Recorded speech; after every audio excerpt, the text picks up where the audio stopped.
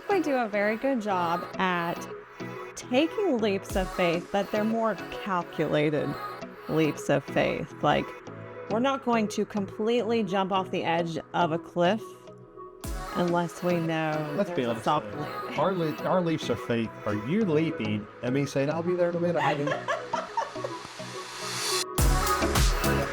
Welcome to Off the Memory Card, the podcast where photographers talk about everything but taking photos, because photography is only 10% photos and 90% building a life and business you love. I'm Kathleen Burns. Let's dive in. Hello and welcome to Off the Memory Card. I have with me today, if you're watching on YouTube, my gorgeous business partner. It's a really good thing we don't have HR. The Also truth my is, husband. thousands of people have requested my return to this podcast. Thousands. I don't know if we've even had thousands of listeners. Tens of tens. Yes, tens of tens. Mainly just me. I wanted to talk today about pivoting. My gosh, we pivot enough. I wish we could Business. share like the clip. Every time I hear the word pivot, I think of that episode Friends, on yeah. Friends with the couch. That's literally been us our entire career, though. And that's what we're going to talk about today. I want to start by talking about some big changes we have going on at the moment, which is one reason I wanted to talk about this. I think a lot of photographers are sometimes worried to take that leap to make a pivot, whether it's adding something new or getting rid of something. Oh man, do I love getting rid of things. It does. Putting niches on the chopping block. So that's what we're talking about today. We'll start with the current update of kind of where we are in our business and personal life at the moment. We are in a studio that we've been in for a little more than 2 years. We bought an old movie theater. And An old adult movie theater. At one point in time. But it's mainly been a movie theater. I just like telling people it used to be an adult movie theater. It's funnier. Okay. So anyways, it's pretty big. It's 5,300 square feet. We thought, oh, that's plenty of room for our photography business. And then we also had the plan to open a selfie studio. It's something we had wanted to do for a long time. Yeah, we want to bring something fun to the area. Yeah. For people to do. And so we did that, and it was fun. It wasn't totally what we expected. It wasn't one of those things where families and couples and groups of girls come in and just do it. Ended up being more of a party/event venue. It became less of a date night, let's go do something for an hour before dinner, to let's have birthday parties here. Yeah, a lot of birthday parties, mainly Corporate events. preteens. But we did some bachelorette parties, corporate events, team building exercises for businesses, lots of different things. It was fun. But it takes up the majority of the building. Like the area that was the movie theater, that is all selfie studio. Imagine a movie theater with no chairs, and in the corner where the concession stand would be is our photography studio. Yeah, we've been working out of this tiny little corner, and that other than newborn photos, which we do upstairs. In its own room. We keep all the newborn stuff up all the time. Yeah, everything else we do downstairs in that corner, whether it's headshots, Christmas. cake smashes, Christmas sessions, all of it we do in this corner. So we are constantly tearing sets down, putting new things up. And we have another photographer friend who rents out the space. So sometimes we got to take our stuff down and put her stuff up. And it is quite tedious sometimes taking stuff down and up all the time. Yeah, so we just decided we wanted more space. And with the selfie studio being more of a side hustle and not really what we had signed up for in the first place, we thought, well, let's just axe this. So that's kind of the big pivot we're going through. Now, when we say moment. axe, as soon as she said, hey, let's shut down the studio, I was ripping things off the wall because I was not going to give her time to change her mind. He immediately started taking things off the wall, boxing things up. It's pretty funny. I built it up, I tear us down. Yeah. It is kind of sad because we put a lot of time, thought, effort A lot of money. into it. And money. a lot of money. A lot of money. Yeah. But we made our money. But that's something we're going to get to a little bit later is, the fear of transitioning and fear of failure and all that stuff. But back to kind of where we are at the moment, not only are we closing the selfie studio, but we are expanding what we do as a photography studio, offering more of a kind of luxury studio experience is how I like to think of it. I'm going to do whatever she says. He's such a good hubby and business partner. So we plan to have some sets that are up all the time, as well as areas where we can switch out sets when we need to. We'll have an area for headshots.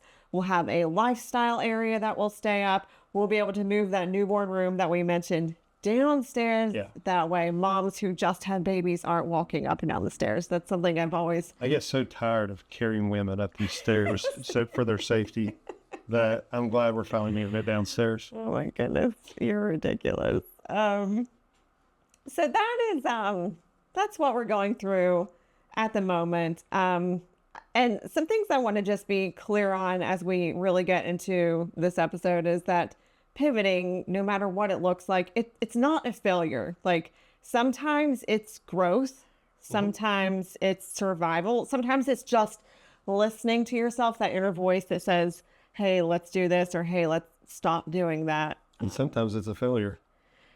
Sometimes, But it's okay. It's okay. But I don't think of anything as a failure. I think of everything as a learning experience. I don't see anything as a failure if you tried it. Yes. Because if you didn't try it, you don't know if it's going to work or not. So at least you did it, you tried it, and it didn't stick to the wall, so you pivot, move on to something else. Yes. So pivoting, the very first pivot. Let's go all the way back to the beginning. I guess the very first one we did. This meeting? Or... No, like with our business. Oh. Okay. The first one I think is me going full time. Yeah, saying, you quitting hey, your job was a pivot. let's do this. Let's go all in. I think that was the first big change. That the scary part about that was my salary plus your salary now gone. Can my salary sustain while we figure out this new salary? That was a scary pivot, but it worked out. You made more money as a photographer than you did. I do. Sometimes I have more overhead, so it, But in that first 2 years when we didn't have overhead, yes, you were making more money or anything like that. Yeah.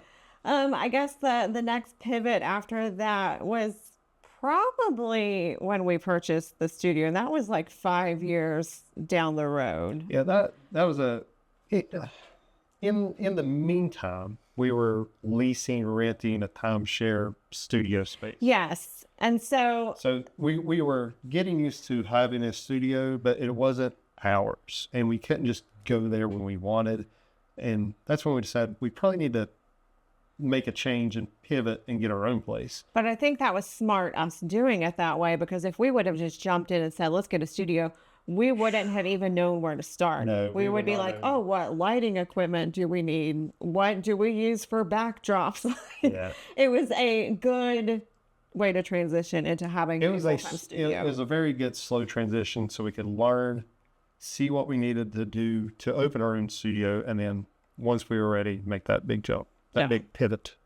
Pivot, today's key word. I know. I feel like we could make it a drinking game almost. We're going to be using the word. Feel free. If you're at home listening to this podcast, grab alcohol. Every time we say the word pivot, drink. So pivot. Okay, so after purchasing the studio and then becoming studio photographers, I would say the next one was the decision to stop booking weddings. That was what we were known for. That was our best way of making money. I mean, I want to toot our own horn. We were award-winning wedding photographers in this area. It's what we wanted to get into it for. We were good at it. Good wedding photos. And after doing it for a few years, we realized, man, this takes up a lot of time. And we have a kid now who we're missing out on the weekends with. Yep. So let's cut something. And we cut wedding photography. I didn't mind. I was very happy. I will say, especially for you youngins out there, once you start getting older, shooting weddings hurts. I could not walk for 3 days after a wedding because I was in so much pain. Yeah, we would wake up the next morning. We'd be so sore. You don't realize at the time how much squatting you're doing. Plus carrying the C-stand, carrying the equipment, putting up lights, taking out lights, moving lights. There's a lot of walking involved. Dancing while taking photos. We did dance. So, we were the fun photographers. We have video. So many clients sent us videos of us taking pictures at their wedding. Stop, because they're going to be like, oh, we should do it again. We should be wedding photographers again. But yeah, we were the fun photographers. Everybody liked hanging out with us. We were the cool kids, and now we're not. But that's fine. It's okay. I think the next big change after that was buying our second studio, which is where we are at the moment. And of course, I'm still stressed on that one 2 years later. Still, yeah. It's a okay. big But you also, get a leak or something goes wrong. You're like, how do I fix this in a commercial building? I don't know. I can do a house. it's part of being not only an adult, but a business owner. It is sometimes the price you pay. It is, but by having a bigger space to offer bigger things to clients, you bring in more clients. That's what we learned with our first studio. When we had a studio space that we could go to anytime we wanted, man, the clients started rolling in. People needed headshots. We started exploding with headshots. Yeah, we had never really done headshots before, and then all of a sudden, when you have the space and the backdrops and the lighting and the time, yeah, people wanted to hit. And then we started getting contracts with certain law firms to be their go-to headshot people, both locally and nationally. Yep. We have a national law firm to. Had a lady in here last week who lives in New York City. Yep. She was visiting here, and her company said, "Hey, While you're we're there, sending you to the we studio." use these people for our company. Yeah. Go take some pictures, and that's great that they do that. And I actually, it's probably one of my favorite. I don't know, sessions we do. I will say with headshots, and I'm getting a little off course here. It's not like the most creative you can be, especially when you are dealing with the law firms who want a Yeah, they want a standard look to across it. the board for the entire company. They have manuals you go by. They tell you exactly what equipment, how to distance, where to Yeah. put each piece of equipment, what settings to have on your camera, what lens to use. It's pretty Yeah. cool. But it's nice because it's good money. We're meeting new people all the time. And when they come here, they end up becoming other clients. family Yeah, a lot of sessions, times when people come kids. here for a headshot with their law firm or, whatever kind of organization they're with, they're like, oh, hey, what else do you guys do? And we do often see them again for family sessions, or a lot of them will come back for some of our mini sessions, whether it be Christmas or another. It's funny because until we got this building, the bigger building, we never ran out business cards. And now I'm out of business cards. do. Like I need to get more business cards. We've handed out so many. It's just, I know it sounds weird to talk about it, but it's just weird that we ran out of business cards because we've never done that. Before we move on, I want to ask you a couple of questions when it comes to the pivots that we've made in our business. Which one for you was the scariest? This building. Really? I was more scared of buying this building because it's so big. It's a movie theater, people. Like, how many photographers say, yeah, we own a movie theater? We do. And it's big. It's very high ceilings, very high roofs, very many leaks. We have one link. You're going to make people think we're living in a... No, it's not like all over the building. building. It's all in the front of the building, but I'm slowly fixing each one of them. It's a lot to deal with. And then you have, maintenance, and you have, a furnace and an AC unit that's cooling down a large building. So this was my scariest pivot, plus for the purchase price and the mortgage. But it's all worked out. So I kind of regret being so stressed about it. Yeah.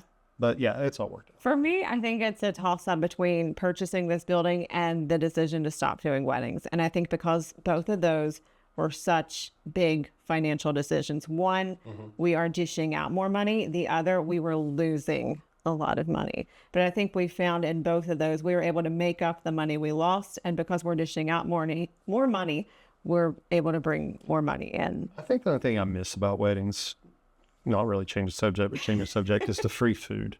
Like, I loved eating steak and chicken for free every weekend. There is good free food. Just popped in my head randomly. Sorry. I just thought I'd share with the viewers at home. Pivot. My goodness. So let's maybe pivot to the next topic here. I want to talk about how do you know when it's time to pivot? And we can use some of our own as examples. I think it's when you feel like you've hit a wall and the only way to get over that wall is change. I like that. It's a good way to put it. I didn't even have to use AI for that answer. That came right from No up here. chat GPT on that one. Right on top of that old noggin. I think another one, which is kind of along the same lines, is burnout. When you know that you're just done with something. When it gets to the point where you are dreading Weddings. doing a certain type of session, then it's time to change. Yes. Another is when there's a lot of financial stress. And say, this is an example that doesn't apply to us, but say you do own a studio and you are realizing that you're not doing much studio work. A lot of your work is out on location, yet you are paying that rent or mortgage every month, those utilities.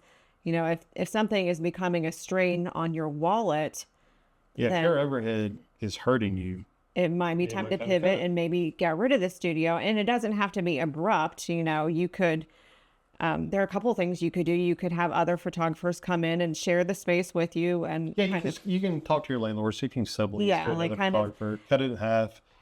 Or if you can find a smaller or cheaper space, you don't have to quit cold turkey. And this is just one example, but I think anytime something is really becoming a financial strain on you, that's an indication that you might need a change. I agree. It's time to pivot. Right. Another is if your audience or your market is changing, your clients are changing. Say we're doing a lot of newborn sessions, and now those babies are getting older and the parents are wanting more family sessions. That, not saying that is, but if that's something you're interested in and a lot of your clients are asking for, might be time to offer something new. Well, even newborn sessions was something we had to pivot to. We refused to do it for the longest time. We did not. Because it is a certain art, a certain way of handling the babies, wrapping the babies, posing the babies, shooting the babies, lighting the baby. That's a little bit different than everything else. There's so much to newborn sessions, and we wouldn't do it until this was like a perfect storm. We purchased our first studio back in 2020. 2 months later, the pandemic hit. So now we have a mixture of, now we actually have the space to do newborn photographies, and everyone's getting pregnant because they're all stuck at home. See, when a mommy and daddy love each other very, very much, and they have COVID, or they can't leave their home because of COVID. 9 months later, they have a baby, and then they need photography for so that was what, prompted our decision to get into newborn photography. A mixture of having the space to do it and a lot of people asking us. Yeah, a lot of people you can't tell no, and then finally like, okay, well, give it a try. And she took classes, she learned. I just snapped the photos and did what she told me to do. Another reason to change is when something just no longer aligns with your lifestyle, which is again why we stopped doing weddings, because we needed weekends, available with our family. So also, you might just be feeling pulled to do something, which is how we were with the selfie studio. It's something we had wanted to do for a long time. And yeah, we were just really wanted to, expand outside photography and maybe bring something to the masses, to the citizens. The masses of Charleston. Just something to do, which also still incorporated photography, but also helped incorporate bringing in new clients. And it did. Even the selfie studio brought in new clients. We have a lot of more families that we photograph now because they were there for the selfie studio, met us, saw our work, and then took one of my business cards, which I'm out of again. And we now have more clients because of it. So it was worth it in the long run because now you make lifelong friends, lifelong clients. But it just didn't work out as well as I hoped it would. And I think another reason to pivot is when something might look successful on paper, but it's just bringing you a lot of unhappiness, or you just know it's not the right fit. I can't think of a particular example that we've necessarily been through, but I know there are a lot of photographers who might be doing one thing, and even though it's bringing in a lot of money, they just know this isn't something that lights me up. This isn't what I want. Sports sessions can sometimes burn out pretty quick. You may have got into this wanting to do sports photography, sports sessions. And then once you get into it and you start realizing there's some stress there when dealing with parents and multiple groups and time frames and expectations, and then you realize, maybe this is not what I wanted to do, but I really like taking pictures of sports. Then you might pivot away from doing the sports photography aspect and just become a sports photographer where you just do the action shots and sell them to the families and such. Yeah. I think no matter what the reason is behind your pivot, and we mentioned a few just now, I think there's always a fear of change. And that's something that every time we've made a big change, we've had to kind of get over. It's just that fear of change, whether it's you're not bringing in as much money, or what if I fail? What if I publicly fail and everyone sees this? Like when we were doing newborn photography, we didn't know what we were doing. And the first few that we did and posted. They weren't great, I can tell you that. You might have that fear of public perception. People know you for one thing, and now you're trying something new. And one of the mottos I love to live by is don't be afraid to suck at something new. I mean, no matter what it is, like most people don't start out fantastic. No, not at all. I remember our first engagement session. It was more miss than hit on our pictures. They were good pictures that we hit, but there was a lot of misses. And then our first wedding was a lot of misses compared to hit, but we weren't booked. We didn't even charge for that. That's free. Our first time using lighting. There was a lot of misses on that one. Trying to learn flash photography on the fly in the daytime, in the nighttime. Why is it not working? I had a lot of misses with that. So, but I kept persevering until I could get to where I felt like I was comfortable with lighting, and I started learning more. And then we started teaching each other what works for you, what works for me, and we found a middle ground eventually where we had a very similar style now. So if I'd been fearful of change, and I would have given up a long time ago. I'm glad we didn't. Right. There's also that fear of disappointing your clients. Yeah. You know, especially if it's someone who is a repeat client and now you're trying something new with them. I think in situations like this, you just have to be honest with them. And if your fear is publicly failing, be honest with your audience or your clients. When we first started lighting, we would tell like, hey, do you mind at the end of this session if we could play with flashes for a few? Just to learn. And they were always receptive. You know, they were fine with it. They were very receptive. I remember the first time we pulled out the strobe at a wedding. Like, let's see what we can do with this bad. And it actually worked. We were like, everything's beautiful. And this is where I really leaned on you a lot, because I think my fear was a lot greater when it came to lighting. And I don't know that I ever would have jumped in on my own. So if you have someone who you kind of trusted to push you and give you that little nudge that you might need, call Jeremy. Yeah, I'll nudge you. I'll tell you to pivot. So I think my favorite philosopher when it came to change would be Samuel Walton, founder of Walmart, who said, never be so set in your ways that you cannot accept change. I love that. Wise man. Wise man. And I think when you're going through this transition and you're having that fear, like I mentioned, is being honest. And one way you can do that is if you're planning to offer something new that you haven't offered before, let people know like, hey, this is new. I'm just getting into this. Started out as a discount even. Exactly. Started out as a discount, but make sure that people understand this is for a limited time or a limited number of sessions. You don't want someone coming to you a year later saying, oh, I want that discount. But if you were just getting into newborn photography, say, hey, my first 5 newborn sessions are going to be at this discounted rate. Well, to be honest, everything we've ever done new, we did the first 1 or 2 or 3 free. Yeah. And then we started until we got comfortable, and then we discounted it for a while. And then we brought our prices up to our normal rates with everything else. That's just when we did new things, because we want to make sure we got comfortable with it, we got good at it. And then we started, I feel like I wanted to feel like we were actually earning the money we deserved for what we were producing. Exactly. And I think when you do that, maybe it doesn't completely eliminate, but it kind of takes away some of that fear of public failure the way that it does.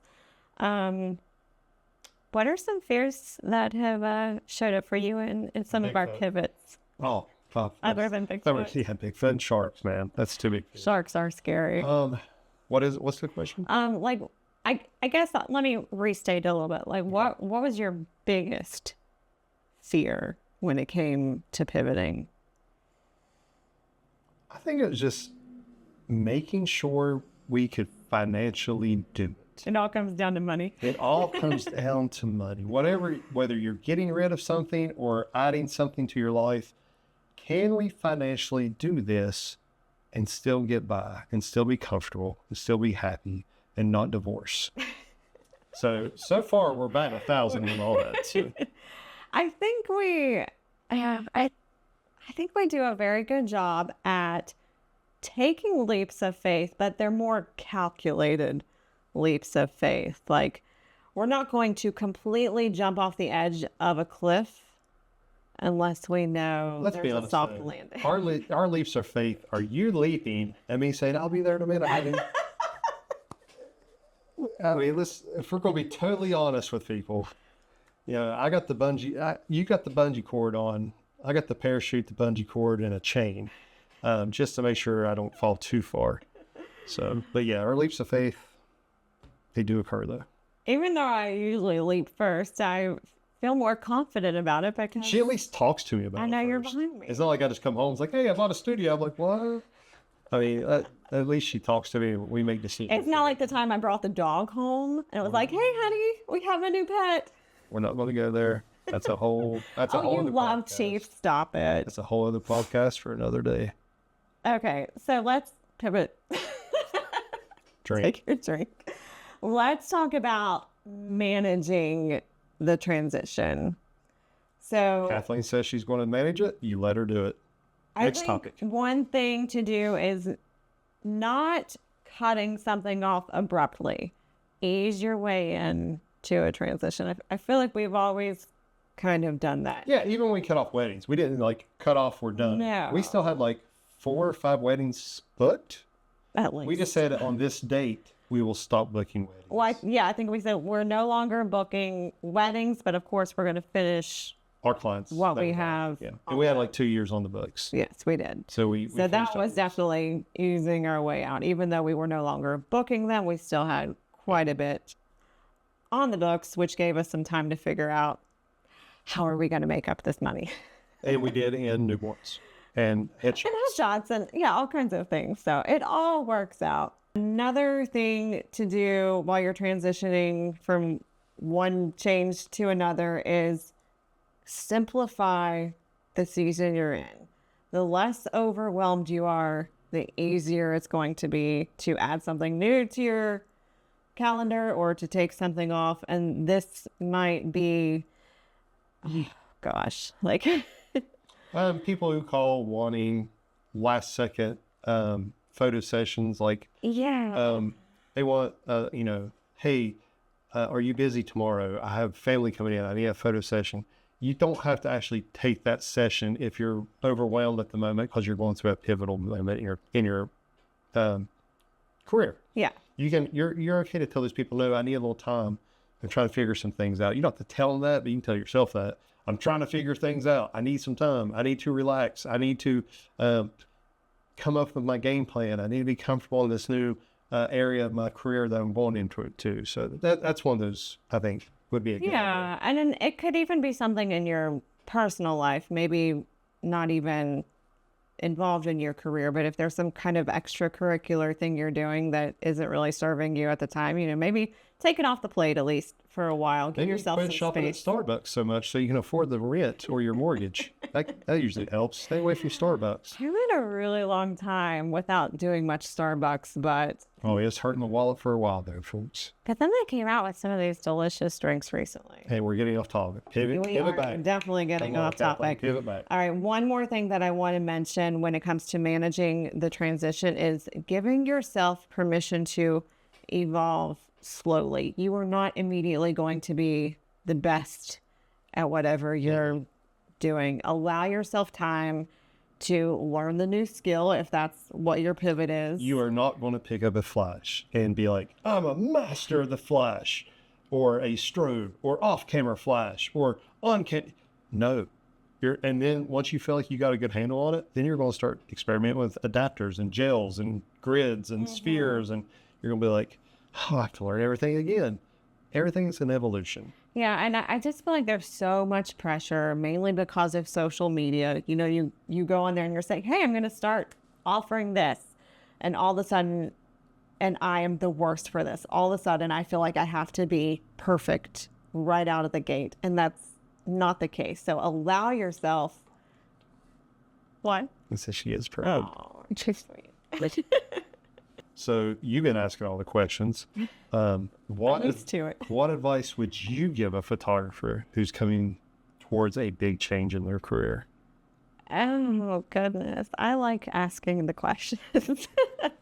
Well, it's not working this way, Kathleen. I would, so much advice, and we've already covered a lot of it, but I think my main piece of advice is, and this is easier said than done, try not to let it stress you out. Try not to be overwhelmed. That's not going to help you at all. Take a breather. Do some yoga if you need to. Whatever it takes. Just try not to let it take over your life. Take a breath and know that everything is going to be okay. How's that? In the words of Frankie, relax. Don't do it. Wait, no, you don't want to tell people not to do it. I don't know. I'm just trying to quote 80s music. Terrible. See if I can squeeze it in here. It's part of the drinking game. 80s music drink. All right. So let's start to wrap up here.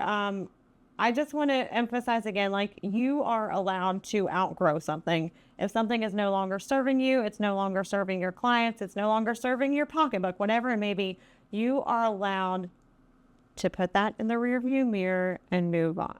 If you're bored, move on. Yeah. It's okay. Well, if you're bored and you want to do something new, don't be afraid to do it. Learn it. Do it. Yeah. And I would also mention that just because you pivot and maybe leave something behind, that doesn't erase everything you accomplished in that area. I think that was one of my fears with weddings. I was afraid people would forget, I guess, the wedding photos that we had done, and because that's what we were known for such a long time. We can still look back on that, and a lot of our clients still look back on that and love our wedding photos. It's not like it completely erases the fact that we did it. I think it's also, for not the go-to wedding photographers, then what will be the go-to for? Yeah. I mean, that was the fear. That was definitely the fear. Reinvention is normal. People do it all the time. So don't be afraid to do it. Sure. I have nothing to add to that, actually. I'm sorry. Reinvent yourself. Yeah, that's all I got to say. Well, we do it all the time. We're doing it at the moment. What are you doing? I'm curious, if you're listening to this, what's a pivot that you're thinking about doing, that you're currently doing? I would love to hear what other people are going through, and maybe we won't feel so alone. Yeah, what fears do you have of the pivot? Tell us. Let us know. Tell us in the comments. Well, I think that will do it for us. So, yeah, send us those messages. We would love to hear from you. And if you want more of me on this podcast, go ahead and comment #Jeremy. I'm joking. I'm just going to come on here once in a while. I'm not a regular. But no, you will be. I love it. I love talking to you. And, yeah, thank you for being here. I like the way you talk, too. Okay. We're just rambling now, so we're going to let you go, and I will see you next week. Pivot. Bye. Thanks for listening to Off the Memory Card. Don't forget to subscribe. And if you'd like some more support on your photography journey, head over to usethatcamera.com.